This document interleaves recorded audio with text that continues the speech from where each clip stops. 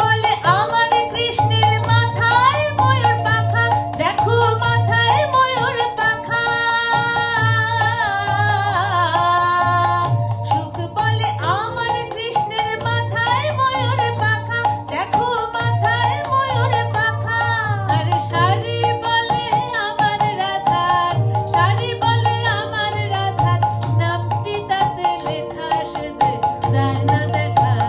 শাড়ি বলে আমার রাধার, শাড়ি বলে আমার রাধার, নামটি তাতে লেখা সেজে যায় না দেখা।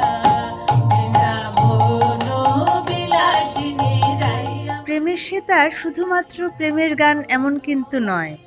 প্রেমের সেতার শব্দ বন্ধটি নেওয়া হয়েছে, এর মধ্যে একটি গান আছে আমাদের শান্তিনিকেতন সে যে সব হতে আপন। তার মাঝের একটা লাইন আছে, মোদের মনের মাঝে প্রেমের সেতার বাঁধা যে তার সুরে। আমরা দুই বোনই ছোট্ট থেকে একদম শান্তিনিকেতনে বড় হয়েছি, আশ্রমের শিক্ষায়, গানে, আদর্শে, সবটাই আমাদের শান্তিনিকেতনের। সেই শান্তিনিকেতন আশ্রম সঙ্গীতটার ভেতরের একটা লাইন থেকে, একটা শব্দবন্ধ থেকে এই অ্যালবামটির নামকরণ। যদি গহন পথে যাবার কালে কেউ ফিরে না যায়, যদি গহন পথে যাবার কালে কেউ ফিরে না যায়, তবে পথের কাঁটা মতোই রক্ত মাখা চরণ তলে একলা দলরে। একদম ছোটবেলায় আমার কাছ থেকে আসলে আমাদের পরিবারের সবাই গান করেন। হ্যাঁ, তার বাবাও গান করতেন, আমার মা, আমাদের দুই ফ্যামিলিতেই, মানে আমার বাবার বাড়ি এবং আমার শ্বশুর বাড়ি দুই দিকেই খুব সবাই গানে আছেন। বিশেষ করে রবীন্দ্র সাহিত্যের সাথে যুক্ত, রবীন্দ্রসঙ্গীতের সাথে যুক্ত।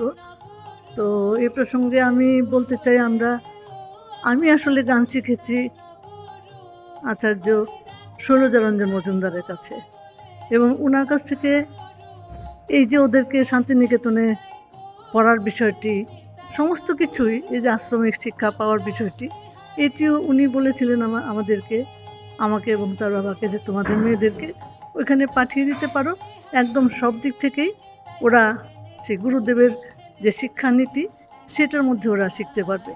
এইভাবে তারা পাশাপাশি তাদের পড়াশোনা এবং সঙ্গীত দুটোর মধ্যে দিয়েই তারা চলেছে।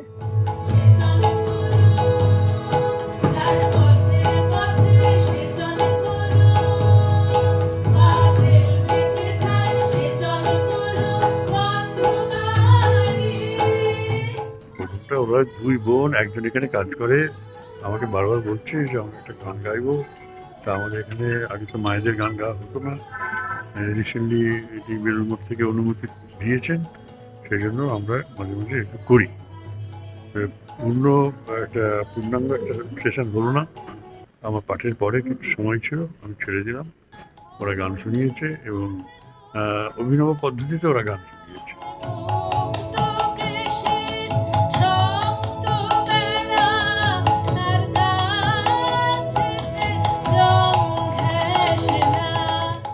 হ্যাঁ, একসাথে গান করা হতো বলতে ছোটবেলায় বাড়িতে তো একসাথেই গিয়েছি, বড় হয়েও আমরা গান শিখেছি বিভিন্ন জায়গায় একসাথে। পরবর্তীতে হায়ার স্টাডিজের ক্ষেত্রে আমরা দুজনে দুই সাবজেক্টে পড়াশুনো করেছি, সেই জন্য কিছুটা সময় আমরা আলাদা আলাদা থেকেছি।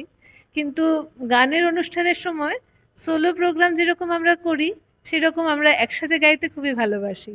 সেই থেকেই আমাদের দ্বৈত সঙ্গীত বা যুগলবন্দির আমাদের ভাবনা।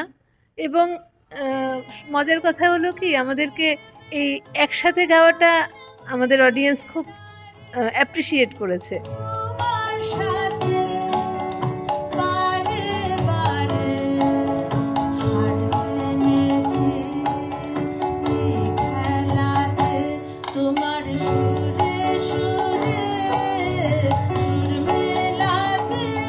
এবং আজকে এই যে সবাইকে নিয়ে এই যে একসাথে গাওয়া, বিশেষ করে দ্বৈত কণ্ঠের যে রবীন্দ্রসঙ্গীত তারা করছে, এটাও তাদের একটা বিশেষ দিক, যে রবীন্দ্রনাথের গানের যে ভাব, যে রূপ, যে বাণী, সেটিকে আরও সুন্দরভাবে, আরও স্পষ্টভাবে, আরও নিজেদের যে আবেগ এবং নিজেদের যে উপলব্ধি, সেটিকে যেন আরও সুন্দরভাবে মানুষের মধ্যে ফুটিয়ে তুলতে পারে, এটি তাদের মূল দিক। ক্যামেরায় স্নেহাঙ্কুরের সাথে বিউয়ের রিপোর্ট, এস নিউজ। একলা মিটাই